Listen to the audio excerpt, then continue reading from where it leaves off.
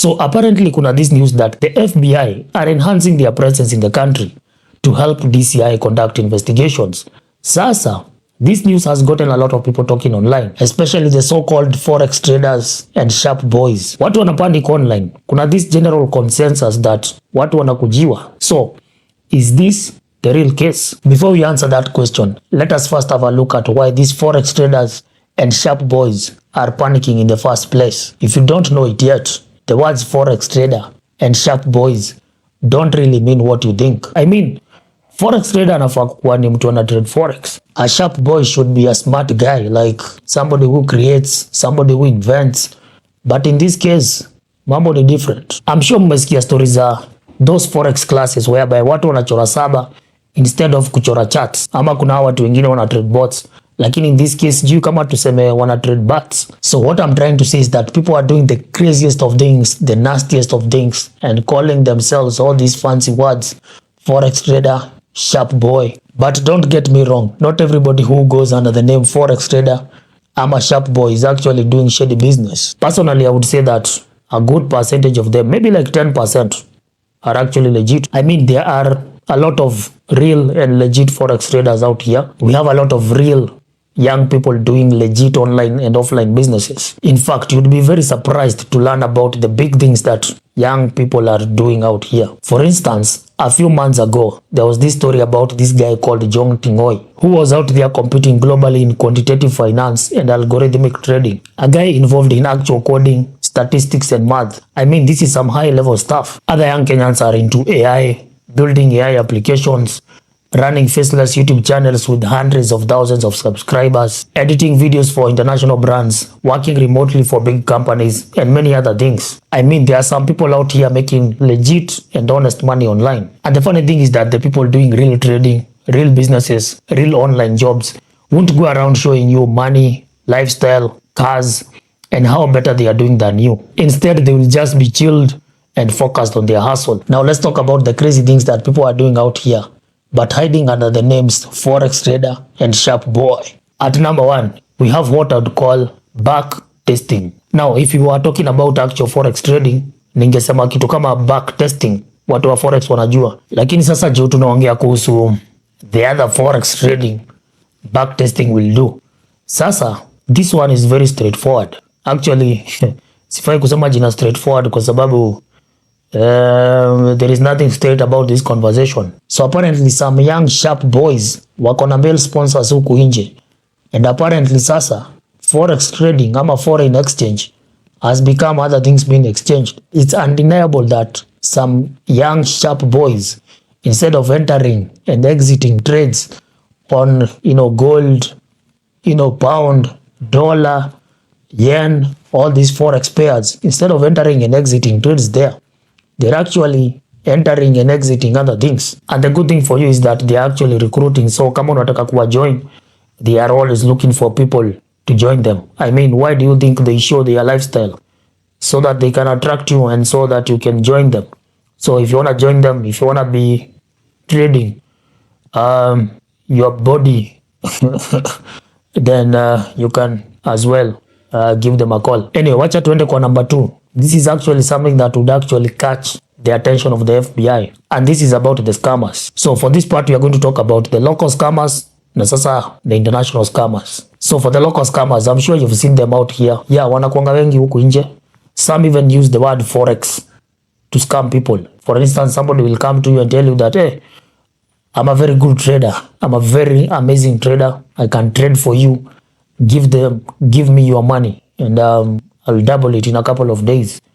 And then because you like to make money very quickly, you give them your money. And that is how your savings are gone. That is how your savings for a couple of, umesave for miezi kadhaa, your savings are gone like that. Now we have another scam where these sharp boys will create fake social media pages, especially on TikTok, Instagram, Facebook. So they will go and create a page, sell certain items, they brand it very well, and they say that they are selling at a very cheap price. And because you like cheap things, you go and buy, and that is how your money is gone. Now such local scams zinakuanga za, hizo ni za DCI. So FBI would not be interested in that too much.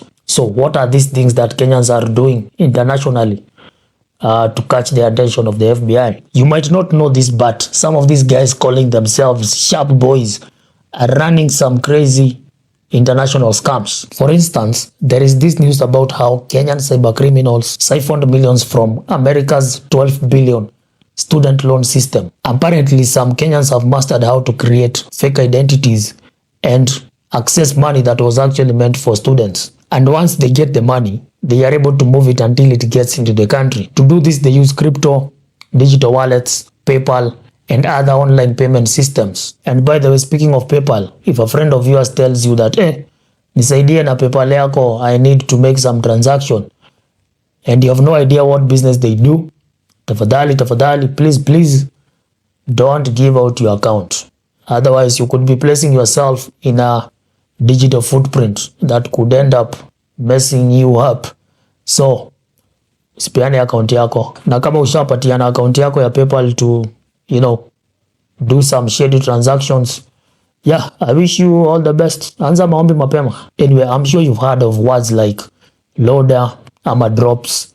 These are the fancy words that these guys, these sharp boys use. Sasa hapa unasikianga wakisema, kuna drop fulani na ngoja, kuna cash out fulani na ngoja. Utasikia mwingine akisema, loader ameniambia tupatane mall, tumalize ile transaction. Ama unasikia mtu akisema, na ngoja ile drop ndio tuchukue ile gari, ile GLE tutachukua after ile drop imekuja. So these are some of the fancy words that they use. And if you hear these words from the outside, you sort of think these guys are doing some legit sophisticated business. And honestly, from the outside, it sounds like something that you'd actually want to get into, especially kama ujui what exactly is being done. And I don't blame you, because ukiangalia the fancy lifestyle being posted, if you look at the money, if you look at the cars, if you look at the nice houses, yeah, you sort of want to get into that kind of business. But definitely, if you learn what is actually happening behind the scenes, you'll actually be very, very, very scared. Now, apart from student loans, sharp boys are also involved in some other big international scams. For example, I'm sure you've come across people buying accounts kama za LinkedIn, online dating profiles kama Tinder hivi. Now, these accounts are actually being used to do some very shady business. Lakini the funny thing is that they actually buy them at a very good price. For example, kuna hii hapa yenye this guy was buying at 3,000 shillings.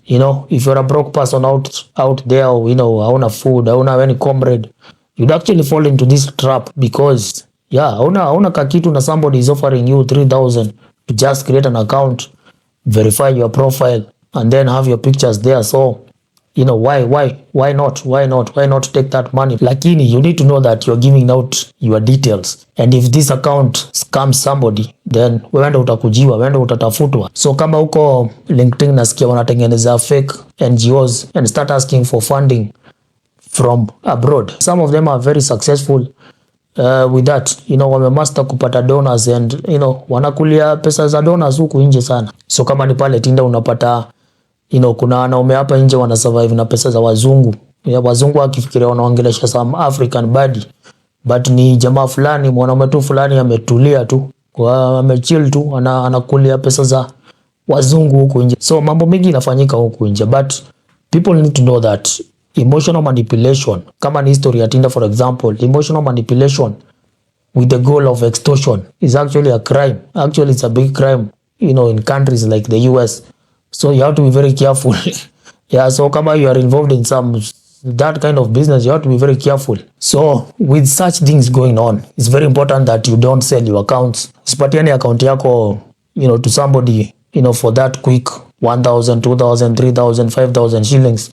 And then you end up getting caught up in some, very nasty scam. It might look very harmless, but these top investigators don't care whether you are broke kama ulikuwa umekosa food hiyo siku. They don't care about that. All they care about is you are caught. Once the digital footprint links to you, you might end up getting caught up in some very big mess. Now, with such examples, you can definitely see why the FBI could be interested. Once keywords like identity theft, cybercrime, and extortion enter the conversation, this stops being viewed as a basic online conversation where we can laugh about it, tunaweza cheka kuhusu hii story. It actually becomes a foundation for real financial investigations. The focus now turns into what can actually be proven through digital activity. Things like login history, device usage, IP addresses, bank accounts, online payment systems, and transaction trails are actually very deeply analyzed. The sharp boys know this, and that is why they use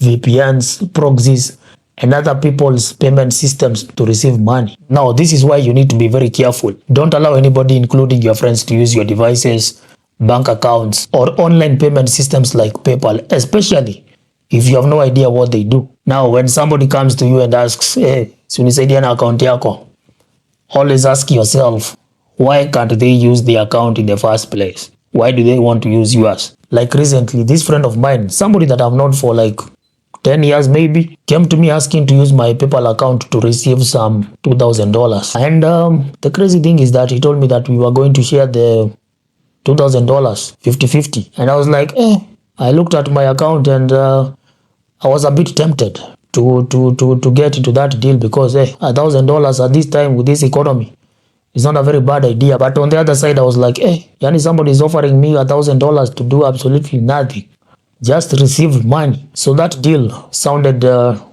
too sweet for me, and I was like, hapa itabidi nimelenga because I don't know what this friend of mine is involved in. So if you're that friend of mine and you're watching, jamani usijali, singeweza kurisk walai. Ni mbaya.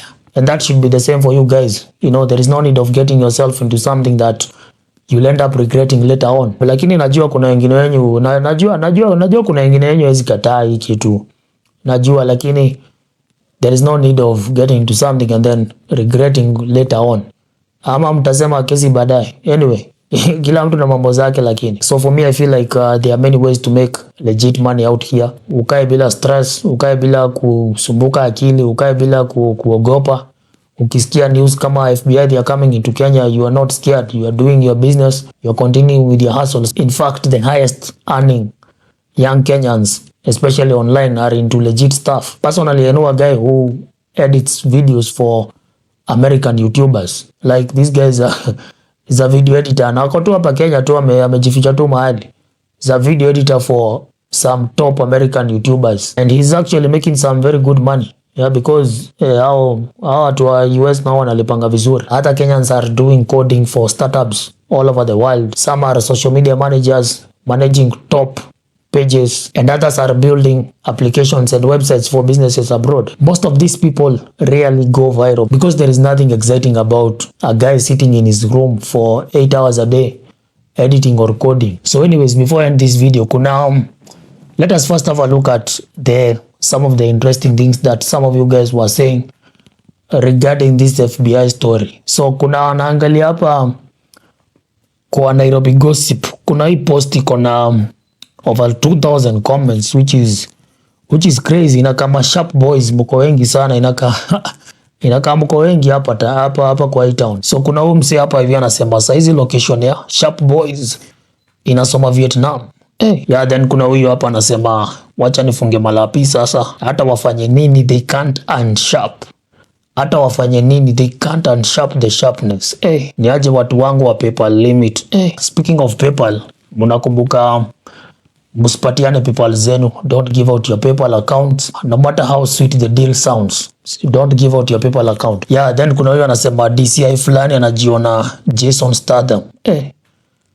Yeah, if you know, you know. Kama unajua Jason Statham ni nani, najua mnajua ni nani hapo kwa hiyo picha. Wengine hapo wa mwisho anasema hii wiki hakuna kufungua laptop. Yeah. So those were some of the hilarious things zenye niliona. Yeah, and they were actually funny. Like some of these comments were actually funny, but at the end of the day, you have to understand that the business being done is not that legit. So I know some of you guys want to get into it. Understandably. Najua Kenya hakuna kazi, najua ni kubaya, but yeah, anyways, kila mtu na maisha yake lakini. So yeah, the same people calling themselves sharp boys. Yeah, ikifika ni FBI investigations inafanywa. Yeah, they are still the same ones panicking very hard at this point. So before mseme naingililia the sharp boys, wacha ni conclude this video, but I feel like the conclusion of this video inafaa kuwa ni there are crazy things zenye watu wanafanya huku nje in the name of getting money, which is understandable. And the funny thing is that zinapewa all these fancy titles, forex trader, sharp boy. So anyways, the next time umeona a young person posting a nice lifestyle, akona gari fiti, akona nyumba mzuri, akona apartment mzuri, you know, alafu anakupigia kelele na kuambia you are broke ama anakuambia tu mambo mingi, just know that si kila kitu yenye ni ukweli. You know, take everything with a grain of salt. It's actually important that you question the source of funds before you start following people blindly, you know, waanze kukuingiza vitu zingine zenye utakuja ku regret baadaye. Some of these guys are rich kids,